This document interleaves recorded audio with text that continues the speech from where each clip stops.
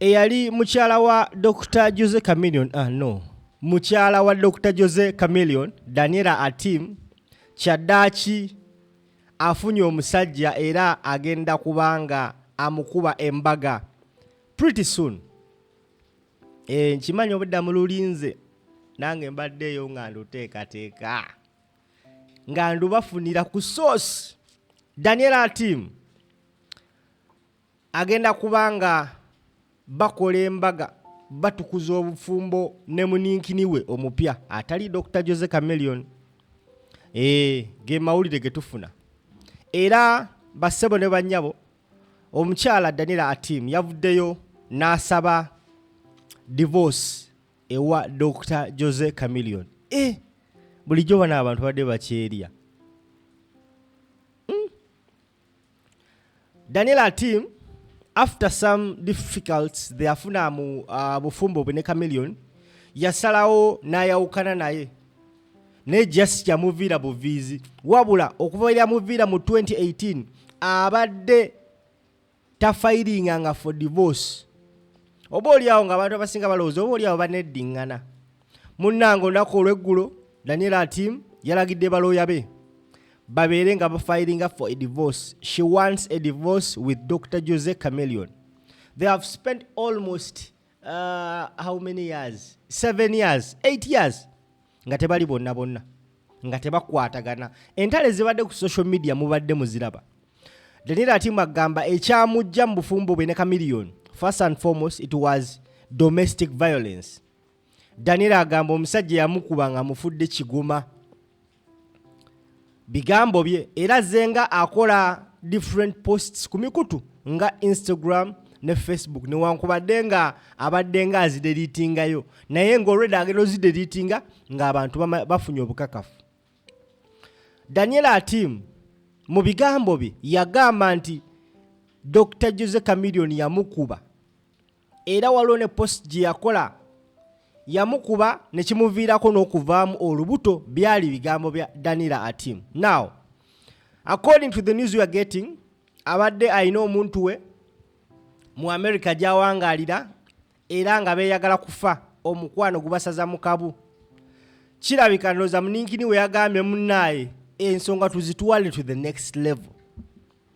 Daniella Atim yava e Uganda ng'alabika nga akonzibye. Bassebo ne bannyabo we yatuuka ate ebweru yafuuka mu America. That is how Daniella Atim looks currently, apparently bw'atyo bw'afaanana.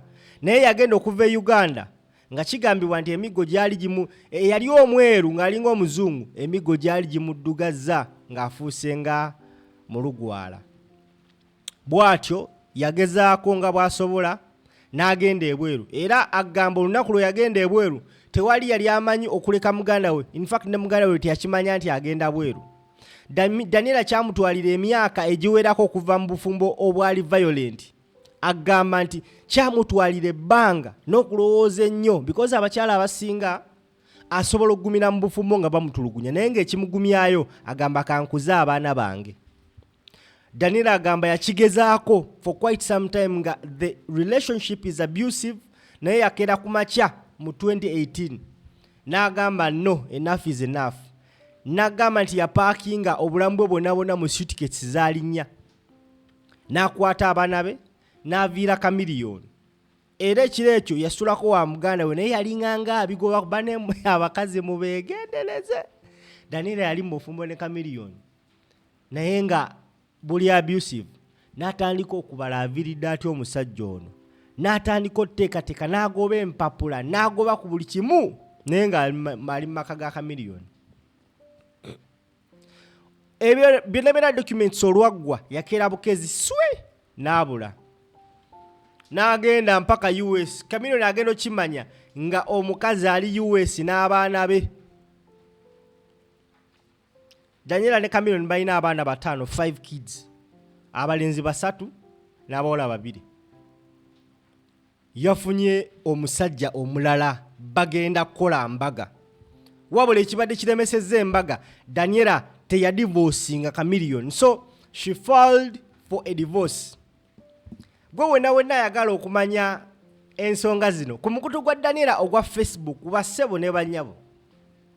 Daniella okumanya nga yali yakoowa Chameleone yafayilingako ne police because Chameleone yatuuka ekiseera nga amanyi n'okugenda eyo US n'amukyapirayo ombu era mu post emu Daniella gye yakola ku mukutu ogwa Facebook gye ngenda okusomerako yali agezaako kubanga wa abakyala college era yagamba bw'ati nti social media is pretty fake, so here are some real facts about me to motivate some women out there into taking actions. Akulaga ye bwe yakikola. Number 1, yagamba mentally and emotionally checked out of my abusive marriage in 2016 and actively started planning while keeping up appearance. It is dangerous to let them know you are done.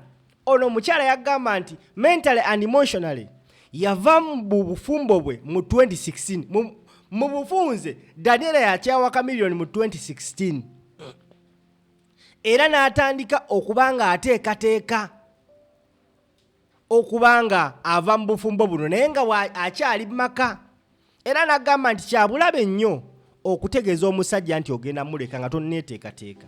So yamukowera ddala mu 2016 n'atandika okuteekateeka engeri gy'agenda omuvaamu. Yeri plan gye nagambye nti yali yamukyawadda mpaka 2018 we yamala ofuna buli kimu ekyetaagisa okuviira Chameleone n'amuviira.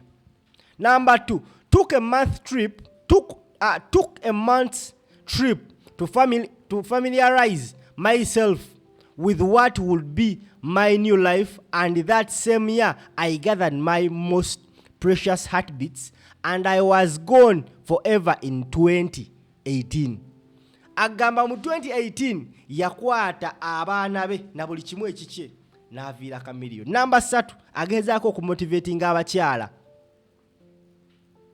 Abakyala abamu batya nnyo okuteknya. Nagambye nti waliwo abakyala abamu ababadde mu abusive marriage naye nga ekibabeezaayo kukuza baana. Daniella n'agenda maaso n'agamba number 3, left no trace of suspicion as I walked out with only what I had on my body and camped at my brother's for a while as I planned my exit. Told my brother the morning of the trip because I did not want anyone taking me out.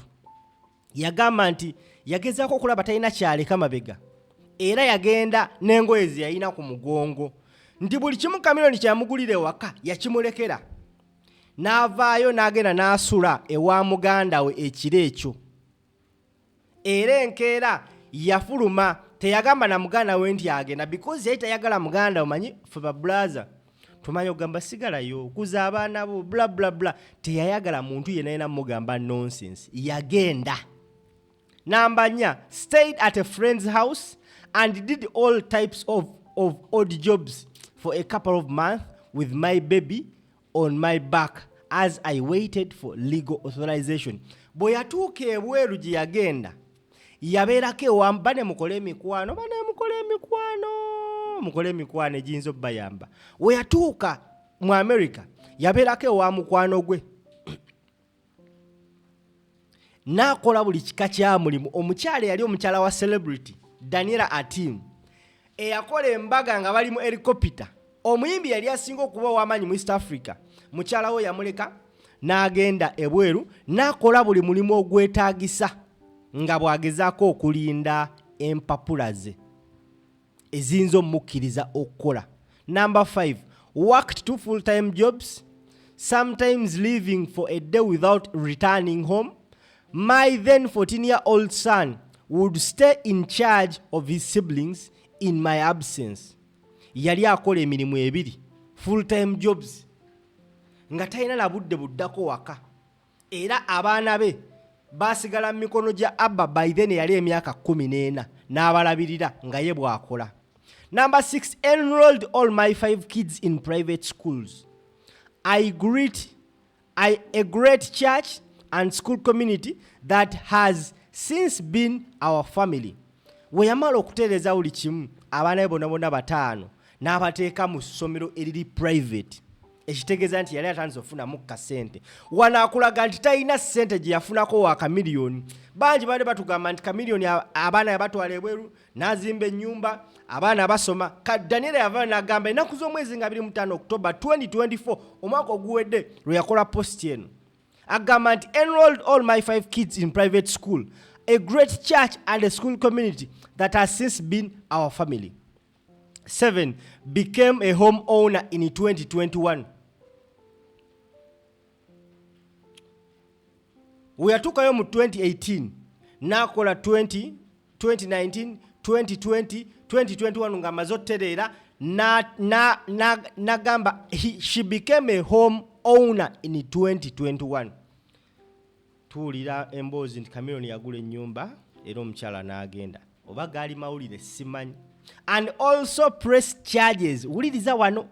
7 agamba became a homeowner and also pressed charges against individuals and businesses who have been finally charged with felony in the federal court. Number 8, I secured a restraining order against my ex in 2023 after he threatened me in my own space, and I went no contact as well. Mu 2023 mama w'abaana ba Chameleone Daniella Atim akugamba ya pressing charges against, rather she secured a restraining order against her ex mu 2023 kubanga ex we yali amutiisatiisa mu space ye. Jukira gamba ya veno domestic violence mukulu neri yamulumbayo. Currently working on earning licensure to become a business owner. Baby steps in the right direction. Number 10, I also allowed myself feel loved again. Wano wakulu wetujja kati agamba number 10 yakkiriza okubanga ayagalwa, yakkiriza n'agamba mutuufu abasajja yali yabakyawa, yamala n'akkiriza n'agamba bannaaye kanziremu ngwe mukwano kati wano wetuli gwe ssebo oba nnyabo andaba. Eno post yakolebwa Daniella Atim. Naye njagala post eno essira tuliteeke nnyo ku number 8. I secured a restraining order against my ex in 2023 after he threatened me in my own space and went no contact as well. Nagenda maso nagamba I also allowed myself feel loved again. Dear girl child, I was scared too. I had no idea what I was doing, but I am so glad I took the leap of faith. My only regret is not having left sooner. Akakazi kali kako wa Chameleone ebyaddala. My goodness. Kati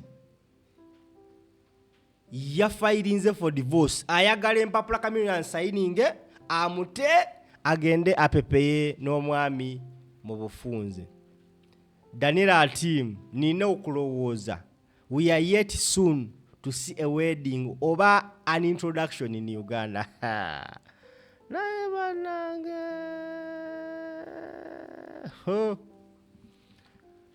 Make sure you leave a comment in the comment section. Kano kwa video nkagala kabakyala njagala mumpe ndowooza yammwe.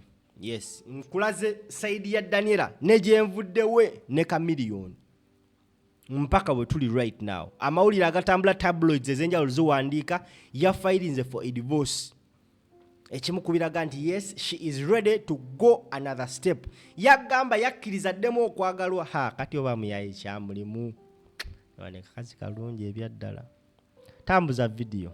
Subscribe, tap the notification bell, and of course leave a comment in the commentary section. Bye bye.